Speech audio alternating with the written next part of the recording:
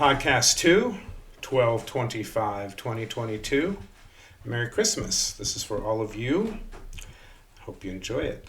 Today's podcast is about enlightenment. Enlightenment really is everything. Might seem somewhat unobtainable to many people. It's really not. It's quite accessible to pretty much all of us. The cosmic biology of yoga goes something like this. You do these yoga moves and you do your meditation, and the whole point is to charge your spinal column up, to stretch your spinal column, to get more amperage, more space for more amperage, just like you're building a thicker, stronger wire to carry more electricity, so you can carry more cosmic electricity. The gift then becomes that from your tailbone to your crown chakra, including all your chakras and your pituitary gland, you end up building up a much larger cosmic energy force.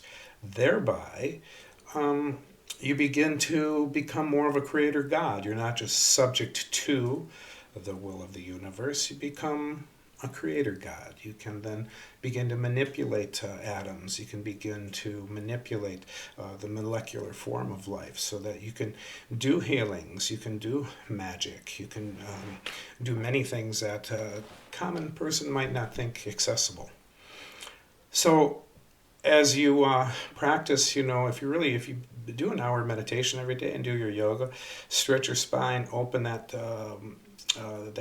spinal cord up, you will have much more strength in every capacity, mental, physical, spiritual. And the super juice that you garner will come down into your thumbs first, and then to your index finger, and then to your entire hand. And that's why it's really good to also learn Reiki. It's always good to learn Jo Ray, that you can learn from the Jo Ray Fellowship in various towns. And it's just a matter of shooting light out of your hands to people. And you can do amazing healing with all of this. So our point is, as we're created in God's image, that's not a joke, that's most serious. We are a direct connection to God. And if we cultivate our super consciousness, then we basically become creator gods, which is the whole point.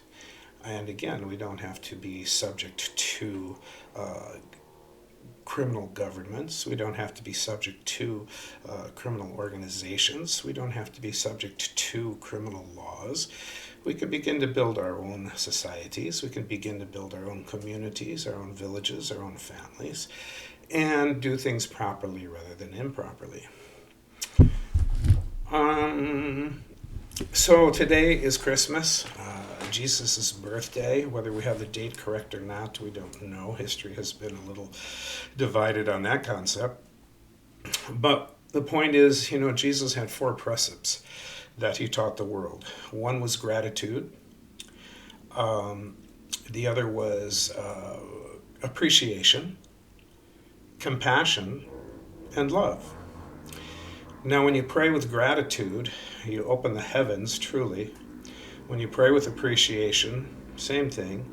When you pray with love and compassion, you allow yourself to expand your ability to be God conscious. And Jesus is a major master, immutable master. He may have shed his body a long time ago, but point is, he's always here with us. He's a bright, bright light. He's one of the brighter masters in the universes, and he's always here if you ask him for help to help you. So, some things commoners don't know about Jesus. From the time Jesus was 12 to 30, he lived in India in a village where they still celebrate his being there through their verbal lineage. And he studied with the highest Babas, which is where he attained his Christ head. And so Jesus was a Hindu. Jesus was a Hindu. And, today India is considered the spiritual breadbasket of humanity on the planet, and that is in large part true. And the really interesting things about the Vedic philosophy and Hinduism is it really all came from Africa. Back many years ago, I'm not sure how many centuries or thousands of years ago, but the Naga tribe on the east coast of Africa came out of Ethiopia, I believe, and they were very good mariners. They sailed the world. They it was easy to, really just stay along the coast and hit all of Arabia, hit all of India, hit all of Asia, hit all of the Indies, and go down to Australia, which is why you have a black population across the entire equatorial belt of the world like that, because they were very advanced, had math, had literature, had science, had arts, had medicine. And they went ahead and spread their knowledge. It really held deep in India. It really took off big in Asia, and became Hinduism in India, became Buddhism in Asia. But the whole point is, it really all comes from Africa. So we're most blessed to our African ancestors for giving us this divine knowledge so many years ago. So, Babaji Nagara is the root lineage of the Kriya Yoga Institute out of Homestead, Florida. And this is a depiction of him right here, Babaji Nagara. And the reason his name is Nagara is because he's came from the Naga tribe from Africa. Furthermore, our living guru in this lineage is Paramahansa Prajananda Anandaji. He's a master. He spends his time between Homestead, Florida, and Puri, India, and wherever else he may go. There's 2 different centers in this country and elsewhere. And he's a living master. You can go see him, touch him, speak with him, and he's really quite accessible. So be aware of that. So there's a story that I really like to reiterate to people. It goes something like this. Buddha became enlightened, decided to sit under a Bodhi tree until he became enlightened and fast, and he did. And he was pretty user-friendly to and accessible to local monks. And a couple monks come by one day and they said, "Buddha, can we talk to you? Can we ask you some questions?" And he said, "Sure." So the one monk asked him, he says, "Buddha, how many lifetimes do I have before I'm going to become enlightened?" And Buddha looked up at the tree and he says, "Well, my son," he said, "you're going to have as many lifetimes as there are leaves on this tree. So it's going to be a long process." And the monk said, "Okay, thank you, Buddha." And the other monk said, "Buddha, I'd like to ask you the same question." And Buddha says, "Well, it looks like in about 5,000 lifetimes, you're going to become enlightened." And the monk was so ecstatic that in only 5,000 lifetimes he would become enlightened. He instantly transcended and became enlightened.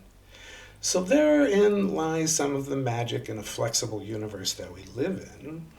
And by the grace of the masters and by the grace of our own choice and enlightenment and gratitude, which plugs us into our superconsciousness, you can have some interesting things go on in your life. Buddha came along and taught us balance and peace.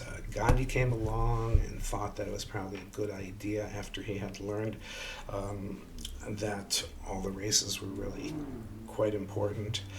All the religions were all quite important. And he united the Hindus and he united the Muslims, which had always had a good bit of contention between them. And he did it in order to kick the British out of India. And as he stated, bad Indian law is better than good English law. And that's how we want to live, under our own vicious laws, not under British rule. So he was powerful enough to rally the whole country. And Gandhi said, we would use arms if we had arms, but we don't. But we do have bodies. And so he used bodies, millions of them, to convince the British they were no longer welcome in a foreign kingdom. So, that's an amazing thing. And he actually did this after he had been initiated into Kriya Yoga by Paramahansa Yoganandaji, from Autobiography of a Yogi that I have shared with you.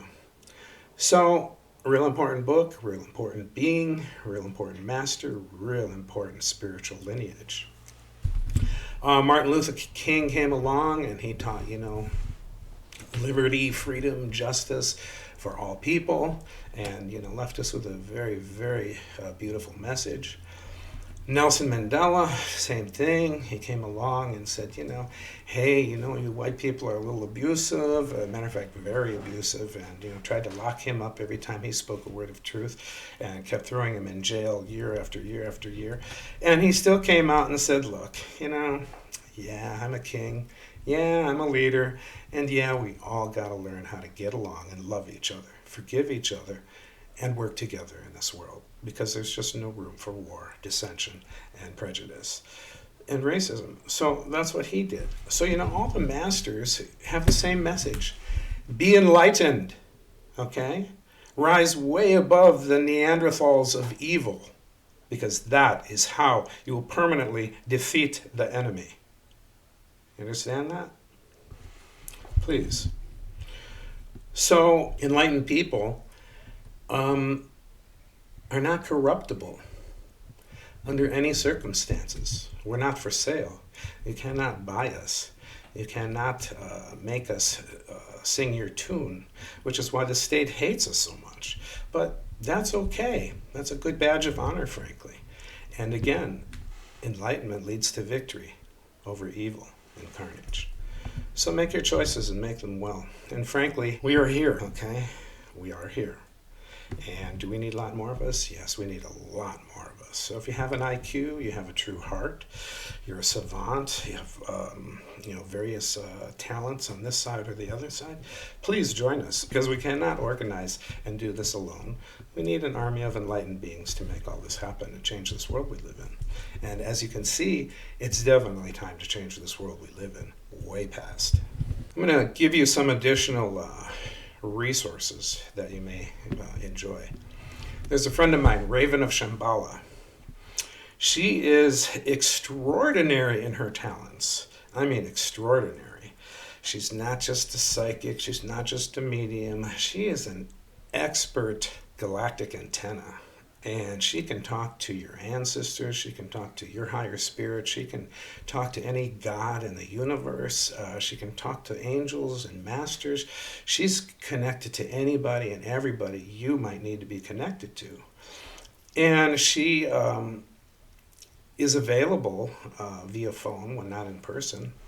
And you can talk with her and book time with her. Very affordable. And how you do that is you go to lightbody.com. Raven of Shambhala, lightbody.com, and book an appointment with her. You can get on her email and book an appointment with her. Another one, a dear beloved guru friend of mine, Sri Karunamai, known her many years. She's very, very real. She's shot me into the galactic light and met Buddha as a result of that, met Vishnu as a result of that, millions of miles out in space. And she's accessible. She used to tour, pre-COVID, she used to tour a bunch of cities in the U.S., and she has not since COVID, but keep track of what she's doing. You can look her up, Sri Karunamai, and see when she may be available again. But in the meantime, she has a lot of books out, and she has various humanitarian efforts going on. She runs hospitals in India and building small homes for people in India, and runs an ambulance around India to help people. She's a very, very dear and enlightened being, which blows the high of people who say that women can't be enlightened. Sorry. Hello. Women can be enlightened. I know factually this woman's enlightened. Okay? I've hung out with her for about 17 years, and she is very enlightened. I can personally attest. And she's still in body, so we're blessed. Then there's Sai Baba, who died not too long ago. I'm not sure what year, but not too long ago. And he's a very enlightened being. And just like Jesus and Krishna and Shiva, they're all still here. He's still here. And I met him in light form back about 1995 or 6. And I was at a hippie house friend of mine, and I just put my hand up to his picture, and he blasted into the room, just about cooked us with light. So this is a great little book about Sai Baba, Man of Miracles. And this cat, you read this book, it'll blow your mind. He had such a great sense of humor, and he would appear in the middle of the night at 3 in the morning to help deliver a devotee's baby. He looked like a nurse, and then, they didn't even have a nurse on the premises, but it was him playing delivery for this lady, this mama who was delivering a baby and was having trouble. So, very enlightened master. You can always pray to Sai Baba. He will help you. The divine wisdom is real. Raven, again, lightbody.com can be reached. So I say again, we are here, are you? That's kind of the question. Kriya Yoga Institute, Paramahansa Prajananda Andaji. So if you ever want to talk to Homestead, Florida, and get on their email and find out what situations are available for getting initiated into the holy light of the masters via Kriya Yoga, please call them. Again, Tucson, 6th, 7th, 8th, we're having an initiation here in Tucson. If you're in this town and or plan on being in this town, please call me at 520-474-8816. That's 520-474-8816 if you would be interested in helping us out in any capacity and joining this crew of light, or joining the kingdom of R.A.M, Regional Access for More.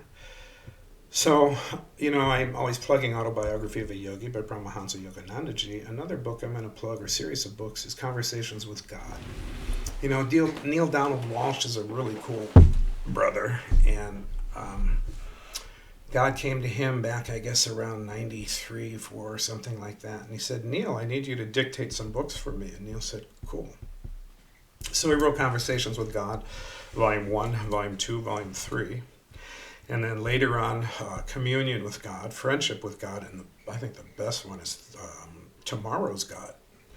So if you want to access real information directly from God, Conversations with God is the real deal.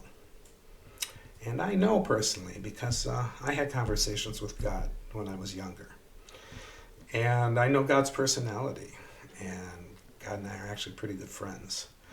And when I read the first page of Conversations with God, I'm like, oh my God, this is really God. So you want some knowledge? Check this out. Conversations with God by Neil Donald Walsh. And I believe it's Tomorrow's God. Neil asked God, he says, so God, is this like the new Bible? And God goes, oh no, please don't say that, blah, blah, blah, after all the carnage of the last Bible, blah, blah, blah, blah, blah. Yes, this is the new Bible. And, people don't understand, and I hope not to offend too many people, but knowledge is knowledge, truth is truth, and here it goes. The Bible is an act of war on mankind, okay? And the reason it's an act of war on mankind is because it's 1/3 truth, spoken by Jesus, spoken by God, spoken by Moses and others. And it's 1/3 lies, spoken by kings who wanted to retain and gain power. And it's 1/3 half-truths to keep you very confused and delusional, so you're very easy to control and manipulate because you're so confused after reading the Bible. So in that way, there's much wisdom in the Bible. There's also much lies in the Bible. There's also much half-lies in the Bible. So be aware of the Bible. But if you want the real new Bible for our age, Conversations with God is it. All right. Over the many years, I've compiled a list of about 88 books that are probably the most important books of our century in many ways. And I will sell you that book list if you would like. You can call me, and I'll give you details on that. So blessings. Merry Christmas. Peace out. Thank you.